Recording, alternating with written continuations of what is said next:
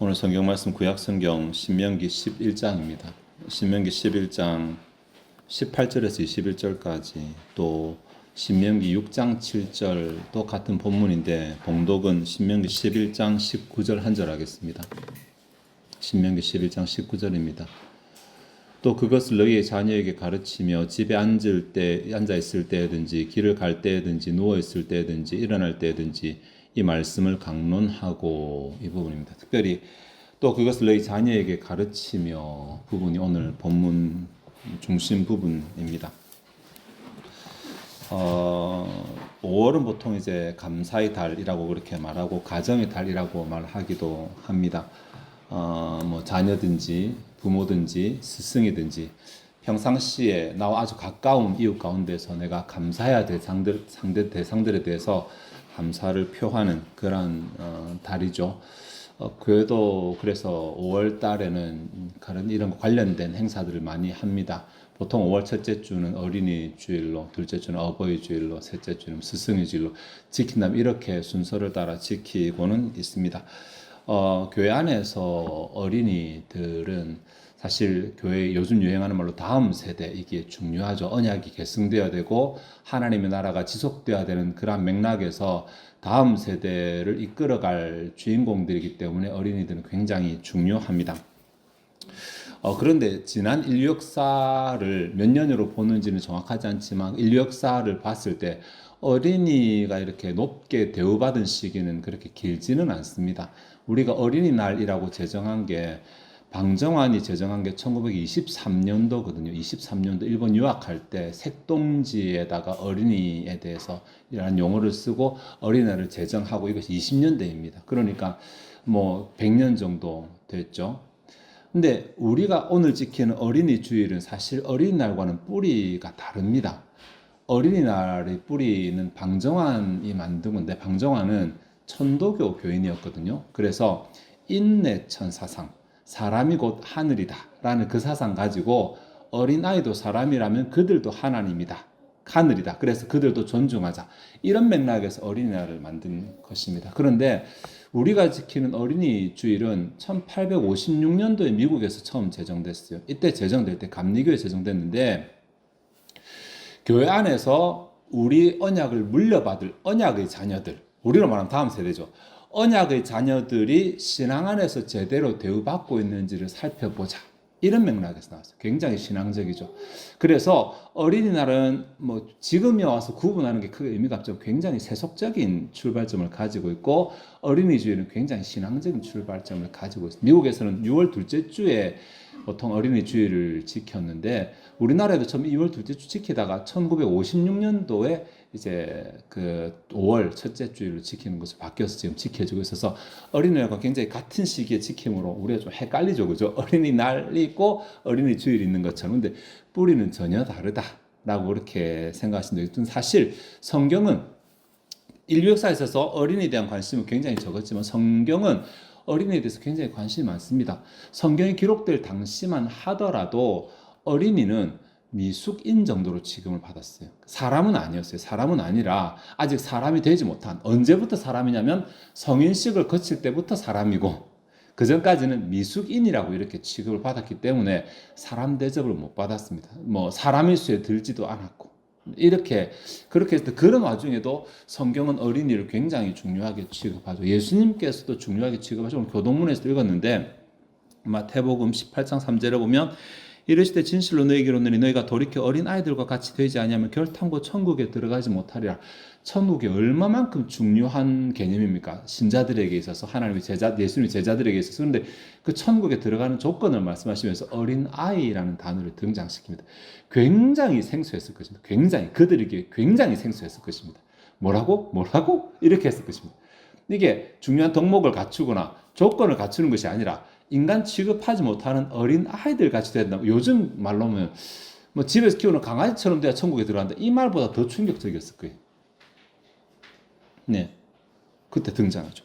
마태복음 19장 14절에 예수께서 이르시되 어린 아이들을 용납하고 내게 오는 것을 금하지 말라. 마가복음 10장 16절에 그 어린 아이들을 안고 그들 위해 안수하시고 축복하시는 제자들의 행동, 막 아이들 엄마가 데리고 와서 안수기도 받게 하려고 이렇게 막 데리고 오니까 제자들이 막았거든요. 아니 어디 애를 데리고 오냐고, 어린 아이들이 안수 받겠다 데리고 막았는데 예수님께서 금하지 말라라고 말하면서 안수해 주시는 내용 나옵니다. 이것도 당시 사람들이 보기에는 제자들이 이상한 것이 아니라 예수님이 굉장히 이상해서 그것입니다.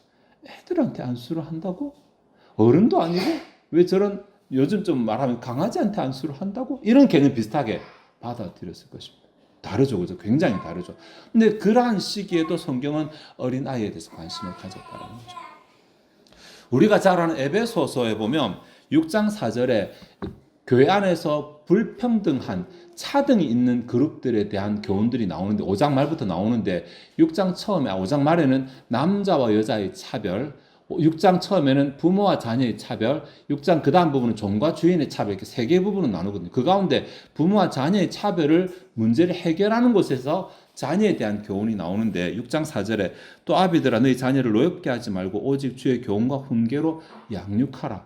굉장히 지금 들어도 아이들을 노엽게 하지 말라고 이런 생각 드실 것인데 그때는 이 말이 굉장히 충격적으로 이 말이 들렸을 것입니다. 네. 그런데 성경은 이렇게 어린 아이에 대한 관심을 계속해서 두고 있었습니다. 구약에서도 마찬가지로 어린아이에 대한 관심을 안 두지 않습니다. 두고 있습니다. 주의 교훈과 훈계로 양육하라고 하는 이 에베소서 4장의 맥락은 사실은 성령의 하나 되게 하신 것을 힘써 지키라고 말하는 4장의 교훈의 한 부분이거든요. 교회가 성령 안에서 하나 되어야 되는데 그 가운데 차별이 되어서 하나 되지 못하는 이 관계들을 말하면서 나오는 것이기 때문에 성령과 보조를 맞춰 나가는 삶의 한 부분이라고 말할 수도 있습니다. 그런데 구약에서도 이렇게 주의 교훈과 훈계로 양육하라고 하는 내용들이 나오는데 그 대표적인 것이 쉐마 본문입니다. 쉐마 본문. 여러분 쉐마 본문하면 신명기 6장 4절부터 들으라 이스라엘아 이 단어만 연상하시면, 왜냐하면 들으라고 하는 것이 쉐마이기 때문에 그런 것이거든요. 샴마라고 하는 단어, 그 명령형인데 근데 실제로 성경에 쉐마 본문은 세 군데가 있습니다. 그래서 유대인들이 옷 기술에 다하는 그 문구도 세 군데입니다. 신명기 6장, 15장, 11장, 민수기 15장 이렇게 세 개의 본문입니다. 다 이스라엘이 듣거나 경청해야 될 내용들인데 동일한 구조, 비슷한 구조를 가지고 있는데 그 가운데서 자녀에 대한 교훈이 나오는 것이 신명기 본문이거든요. 신명기 6장과 11장 본문입니다. 그래서 오늘 우리가 이 부분을 살피려고 합니다. 신명기 6장 4절부터 9절을 제가 먼저 한번 읽어보겠습니다. 오늘 내가 네게 명하는 이 말씀을 너는 마음에 새기고 내 자녀에게 부지런히 가르치며 집에 앉았을 때든지 길에 갈 때든지 누워있을 때든지 일어날 때든지 이 말씀을 강론할 것이며 너는 또 그것을 내 손목에 매어 기호를 삼으며 내 미간에 붙여 표로 삼고 또 내 집 문설주와 바깥문에 기록할지니라.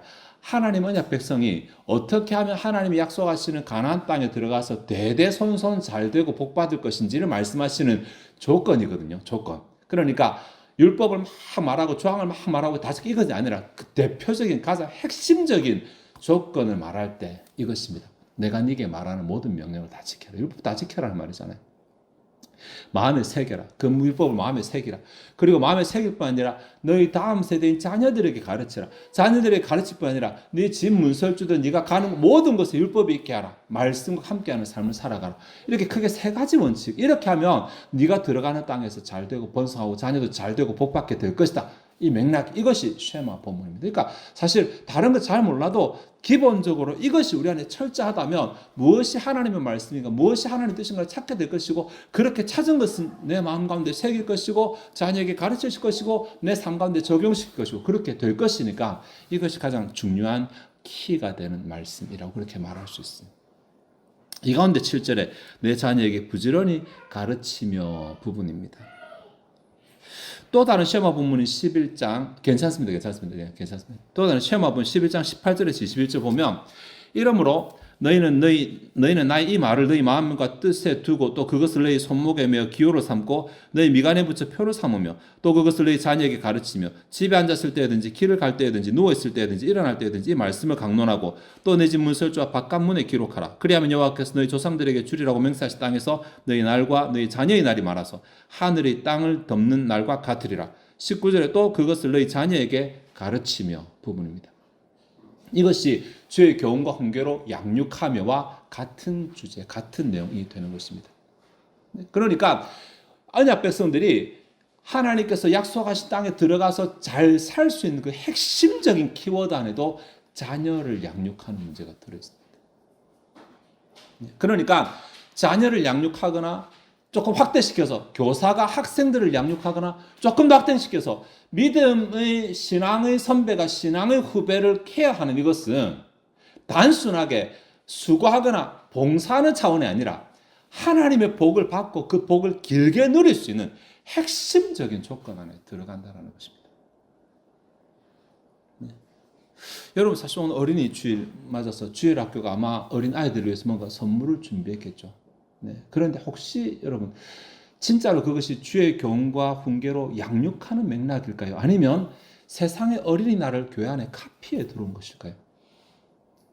아이들이 신앙에 관심을 가진다면 지난 한 주간 동안 어린이 주일이 되기 전 한 주간 동안 어린이 집중 기도 이런 거 하는 거 어떻습니까?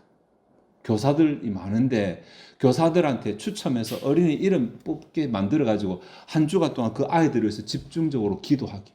이런 것들이 오히려 주의 교훈과 훈계로 양육하는 데 더 유익하지 않을까요? 선물을 해주지 말란 말이야. 우리가 진짜 관심 가져야 될 것이 이 아이들이 입에 들어가는 것이 아니라 이 아이들이 영혼에 들어가는 것이 되어야 되지 않겠는가라는 말입니다. 네.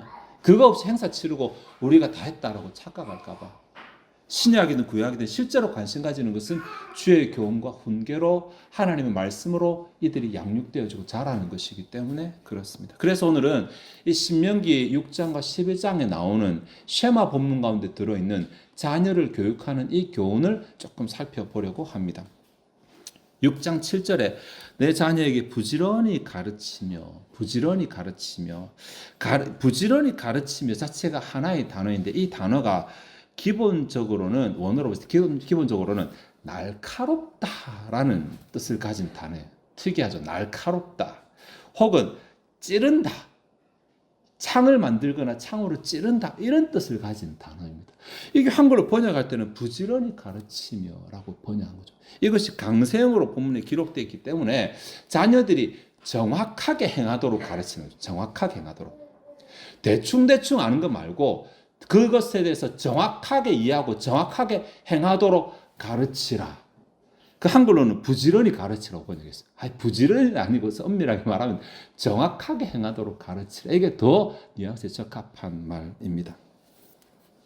그러니까 주의 말씀, 주의 교훈이 이 자녀들의 마음 가운데 가치관으로 자리 잡고 기준으로 자리 잡고 그렇게 살아갈 때까지 멈추지 말고 계속해서 가르치라는 그런 말 되겠죠. 신명기 11장 19절에 또 그것을 너희 자녀에게 가르치며, 여기에 가르치며라는 이 단어는 민수기 6장에 나오는 가르치며는 전혀 다른 단어입니다. 이 단어가 정말 재밌는 게 뭐냐면 이 단어가 어디서는 가르치며로 번역됐고 어디서는 배우며로 번역됐다는 거예요.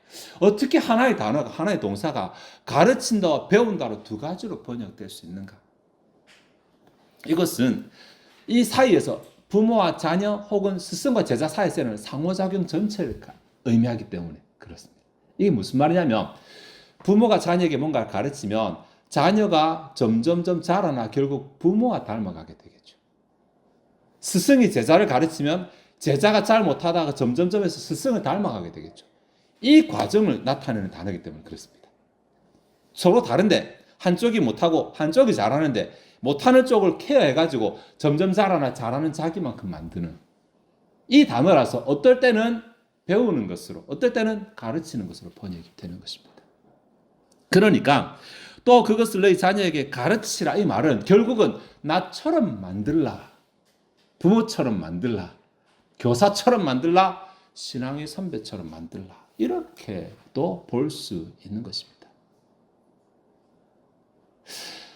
이것과 관련해서 어떻게 나처럼 만드는가가 맥락에 나오는데 신명기 4장 9절에 보면 오직 너는 스스로 삼가며 내 마음을 힘써 지키라. 그리하여 내가 눈으로 본 그 일을 잊어버리지 말라. 네가 생존하는 날 동안에 그 일들이 내 마음에서 떠나지 않도록 조심하라. 너는 그 일들을 내 아들들과 내 손자들에게 알게 하라. 이렇게 하는 내용이 나옵니다. 이게 뭐냐면 자기가 경험한 것을 알려주라는 말입니다. 내가 경험한 것을, 내가 하나님을 경험한 것을 자녀에게도 알려줘라. 내가 하나님 경험한 것을 학생들에게도 알려줘라. 내가 하나님 경험한 것을 신앙의 후배들에게도 알려줘라. 교재에 나와 있는 내용 읽어주지 말고 내가 배운 내용 전달하는 것으로 만족하지 말고 어떻게든 내가 하나님께 순종하고 하나님을 경험한 것을 다음 세대에도 전달해 주라. 언제까지? 그들도 하나님을 경험할 때까지. 굉장히 무겁죠, 그죠? 네. 내 마음판에 새기고 그 말씀을 내 마음에서 떠나지 않게 하고 이것만큼 중요한 것이 하나님께서 내게 붙여주신 다음 세대, 가정에서는 자녀가 될 것이고 교사들에게 학생들이 될 것이고 모든 신자에게 신앙 후배가 될 것이고 네. 그들에 대해서도 내가 경험한 하나님을 그들도 경험할 수 있도록 만들어주라. 이것이 내가 잘되고 내가 복받는 조건 안에 들어있습니다. 그러니 함부로 외면하거나 무시할 수 없습니다. 어린이주일 나는 자녀가 없으니까 나랑 상관없고 이렇게 생각해서는 안 된다는 것입니다.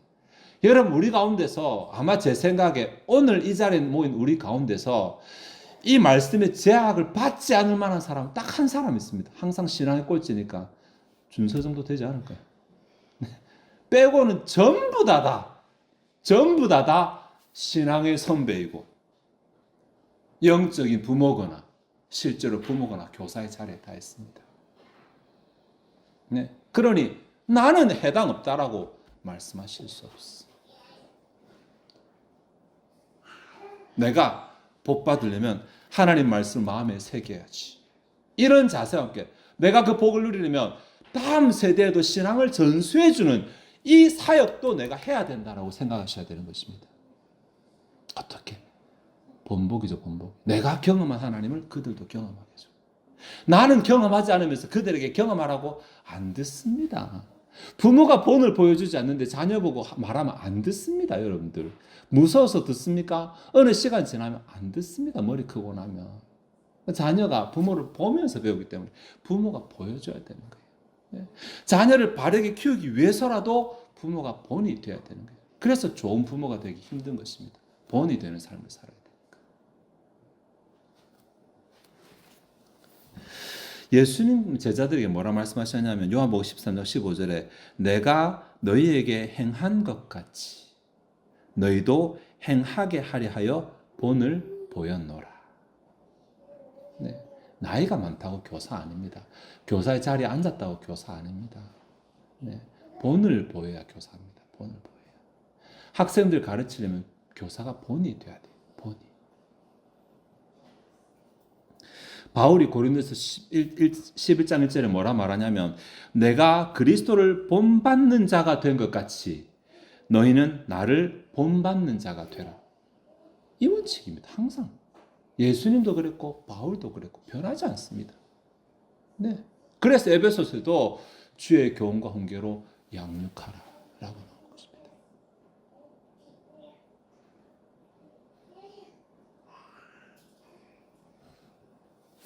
나는 바로 살지 않으면서 너는 성경대로 살아야 돼. 나는 기도 안 하면서 너는 기도해야 돼. 기만입니다. 기만. 교사의 자리에 앉아서 학생들 기만하는 것입니다. 부모의 자리에 앉아서 자녀들을 기만하는 것입니다. 선배의 자리에 앉아서 후배를 기만하는 것입니다.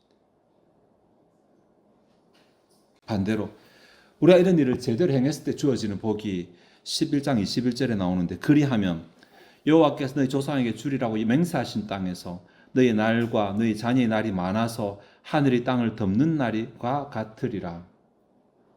주리라고 맹세하신 땅이 약속하신 땅이잖아요. 약속하신 땅. 그러니까 하나님의 약속하신 땅에 너희가 들어가게 된다는 말은 하나님의 약속이 이루어지게 된다는 말이잖아요. 성경이 하나님의 약속이라면서요. 신약과 구약이 다 약속이라면서요. 이 약속하신 바가 어떻게 내 삶에 이루어지면 돼요? 그 이루어지게 되는 조건 가운데 하나가 다음 세대를 관심 가지는 삶입니다. 다음 세대를. 나보다 신앙이 어린 사람에 관심 가지는 것입니다. 이것은 그거는 별개고 내가 하나님 앞에 신앙만 잘하면 내가 복받는 이것이 아니라 하나님 말한 세 가지 핵심적인 조건 안에 들어있어요. 마음에 새기는 것과 다음 세대를 바르게 키우는 것과 내 삶 가운데 말씀을 가지고 끌어들이는 것. 이 가운데 하나 들어있는 거예요. 네. 그렇게 했을 때 하나님의 약속이 이루어지게 되고 그 다음에 너희와 너희 자녀의 날이 많다. 이게 뭐냐면 평안이 지속된다라는 그 복이 잠깐 짧게 경험하고 사라지는 것이 아니라 복이 지속된다는 말이죠. 그러니까 질적으로 변화되는 복을 받고 양적으로 그 복을 길게 누린다라는 말이니까 이 말씀은 하나님의 약속이 우리 삶 가운데 양적으로나 질적으로 성취되고 이루어진다라는 약속입니다. 그러니 나 자신도 언약을 지키고 내가 언약을 지키는 것을 다음 세대에 보여주고 그 다음 세대가 언약을 지키도록 교훈과 훈계하며 그들이 제대로 지킬 때까지 포기하지 않고 그 옆에서 그들을 계속해서 갈고 닦고 다듬어 나가는 그 과정.